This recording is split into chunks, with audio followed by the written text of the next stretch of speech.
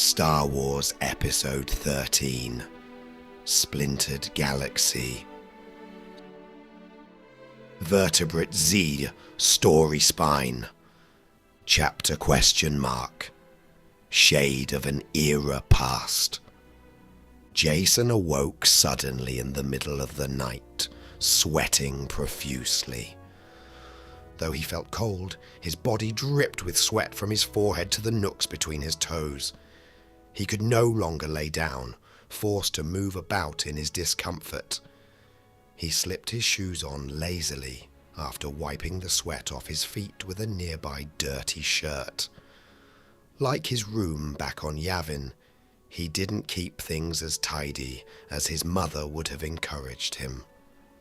He sighed as he exited the threshold of the temporary temple, thinking of his mother after the reminder of his dirty room as he clipped his lightsaber onto his jumpsuit.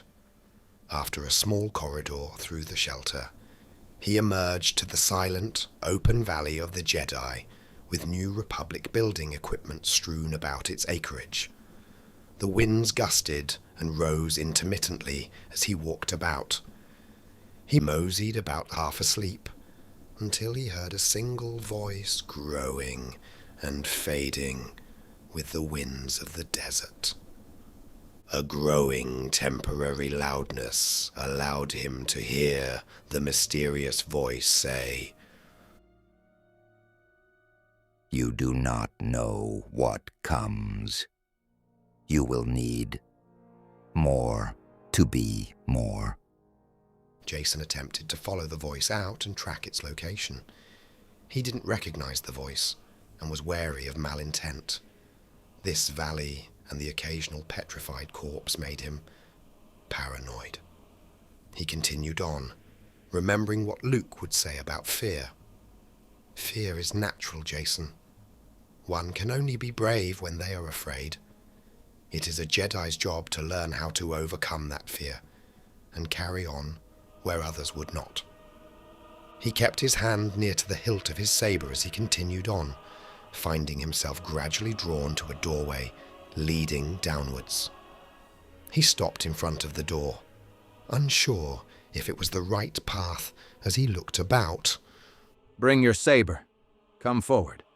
Let us see how strong you are," the mysterious voice said from the threshold of the doorway. "Who goes there?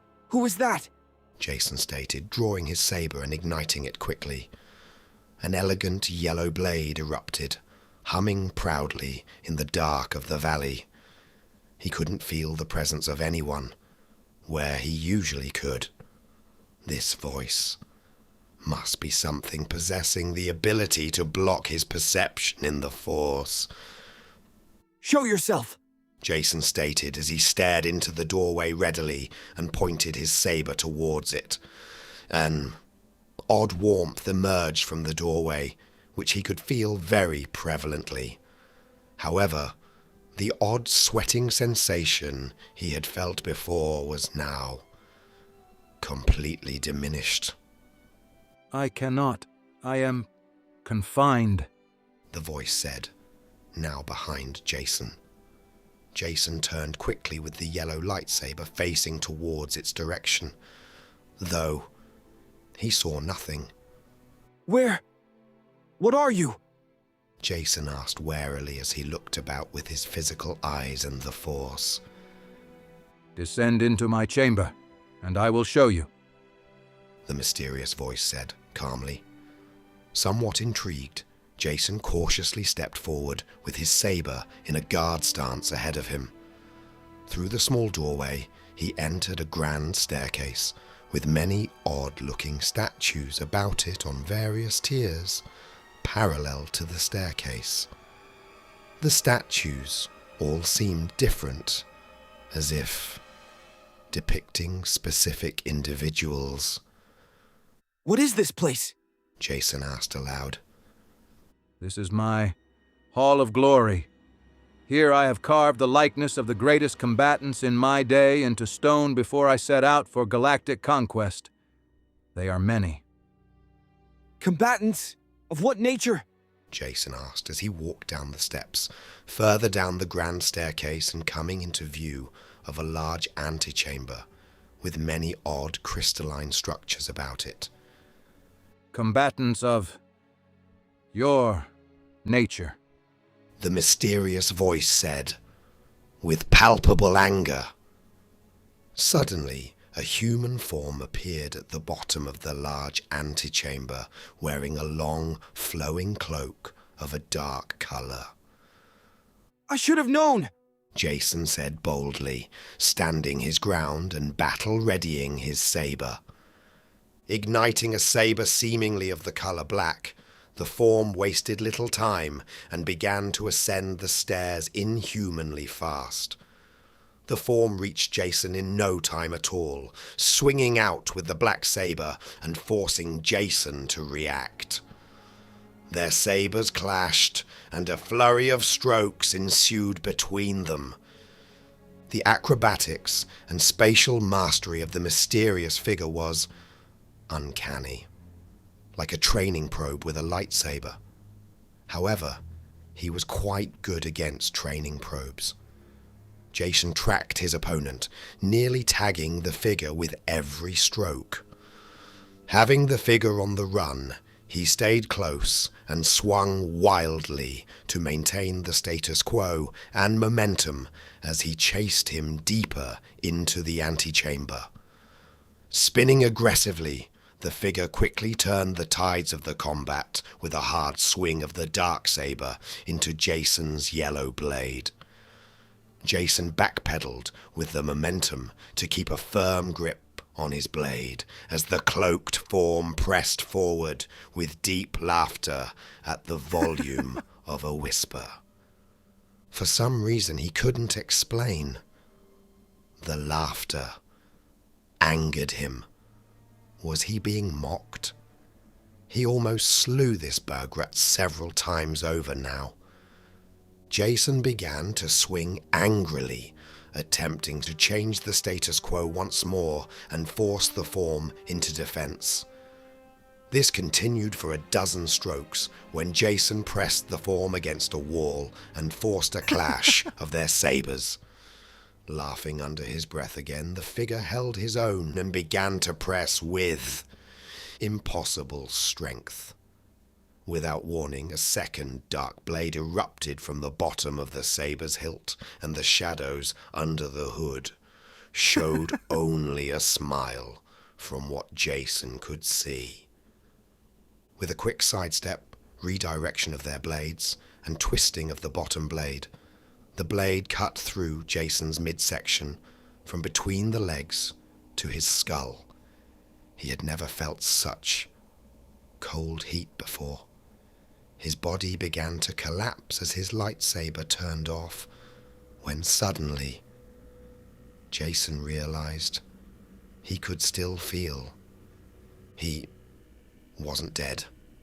Feeling about himself frantically, Jason was quite surprised to see the form still standing, then shutting off his double-sided darksaber and dissipating into a cloud of shadow. The mysterious voice laughed. Not bad, not bad. But you could be so much more. What was that? What are you? Jason shouted, questioning the voice as he rose from the ground with a refreshed humility. I am possibility realized. That's not an answer. I won't play into your trickeries. Jason shouted in reply. He turned to leave when suddenly the surrounding area seemed to transform. He was now standing on what seemed to still be Korriban, but not in the antechamber he had walked into. He now stood about a battlefield between three Jedi. A purple saber, a yellow saber, and a double-bladed red saber. Jason walked closer to this, Mirage to get a better look. He knew it was some sort of mind trickery, yet it was very intriguing and quite convincing. As he neared, he was able to see the speed and lashes of the double-bladed saber-wielding being. Fast. Too fast. far faster than he or Jaina could fight. He slowed his step as he approached the battle, wary of sudden trickeries as he kept his hand on his unlit saber. With a quick flash of saber strokes and confusion of corralling the two bodies into difficult angles, the Sith gained the advantage. Finding spacing from both opponents, the Sith reached out with audible manipulation of the Force as he reached out with a tight grip, then threw Jacen's visage into a far wall.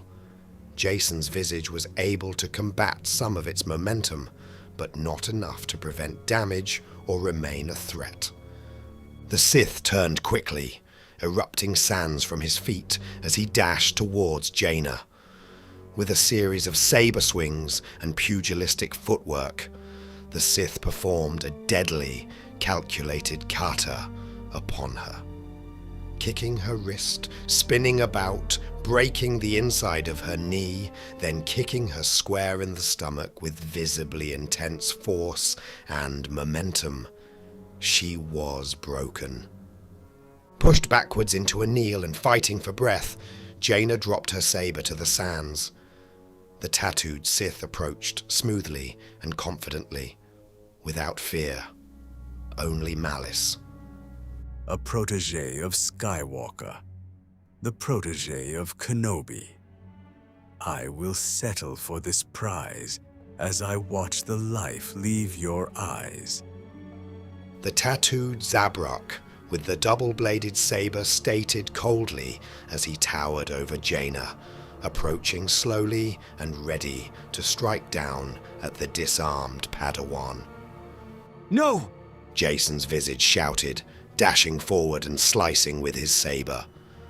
With a swift three-stroke exchange in a second between them, the Zabrak deterred Jacen's attack and quickly severed Jacen's forearm just past the elbow. Watching his visage being mangled, phantom pain quickly erupted from Jacen's mind into his forearm, making the vision feel very, very real. Jaina used the Force to retrieve her saber quickly. Several meters in front of Jacen, the vision played out violently. With a flash of purple, she swung at the Zabrak's back. With a circular attack, the saber quickly spun over and around, then descended onto Jaina's shoulder.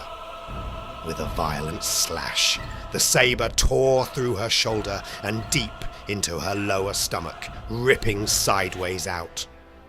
With a quick flourish, the blade returned a moment later, severing her head from her shoulders and destroying the lower left quadrant of her face with violent gore, cauterization, and carbon-scorched flesh. No! Jacen shouted, tears filling his eyes as he fell to his knees and staring at the decapitated head of his sister, rolling about carelessly on the sands of Korriban. The tattooed Zabrak then turned its attention back to him, closing in quickly with loud clanking robotic legs and powering down one half of his saber staff. Stopping in front of Jacen's form in the vision, the Sith spoke words of vengeance. Tell Kenobi I said goodbye. And with those words, the Zabrak sliced down. The corpse of Jacen crumpled into the sands of Korriban as the Zabrak walked away, the sands already beginning to accumulate over the garments of Jacen and his sister. A barren graveyard, never to be found. Jacen's tears grew hotter and harder to produce with every passing second. He stared at the visage as it lingered, the sands rising over his own jacket and stealing the moisture from his sister's corpse. You see, it is not you who is drawn to me. It is I who is drawn to you. You remind me of myself all those years ago. I was the greatest of my time. With my knowledge, you can ensure this never happens. You could become the greatest wielder of all time. With me, I could train you in the saber. Even while you sleep, within your dreams. I could give you the knowledge to bend the mental reality of those who would oppose you, give you the power to ensure the galaxy never falls to chaos. The mysterious voice appeared once more in the likeness of the shadowy combatant Jason had fought earlier, approaching slowly and pridefully. Jason looked up to see the hooded figure raise its hands to its hood, then lower it. The figure looked oddly like Jason himself, but older. There were some differences in the jawline and facial structure that were subtle, but it was like looking in a mirror to him. Suddenly the face flashed and changed, replacing the face of the cloaked figure with his own at roughly the same middle age. His reflection looked powerful, proud, even attractively bearded. Who are you? In my life, I was known as many things and by many names. But to me, my name is Exar Kun. Exar Kun replied,